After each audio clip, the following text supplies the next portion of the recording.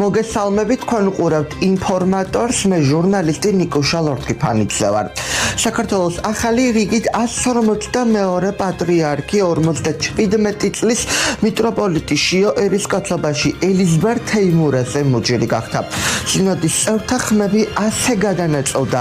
კენჭისყრაში მონაწილეობა სინოდის 39-მა წევრმა მიიღო. სენაკისა და ჩხოროწყუს მიტროპოლიტი შიო მუჯირი 22 ხმა. მროվել ურბნელი მიტროპოლიტი იობი აქიაშვილი 9 ხმა. ფოთისა და ხობის მიტროპოლიტი გრიგოლი ბერბიჭაშვილი 7 ხმა და 1 ხმა გაუქმდა.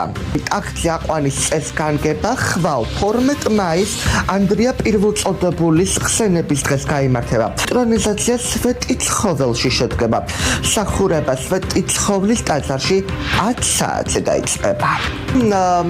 სულ ეს იყო დღის მთავარი თემები. ჩვენ კვირაში ერთხელ ისევ დაგიბრუნდებით. თვალი ადევნეთ ჩვენს YouTube არხს და ზარის ღილაკიც გააქტიურეთ, რომ ახალი ეპიზოდები, პოდკასტები, ვლოგები თუ საინფორმაციო რუბრიკა არ გამოგრჩათ.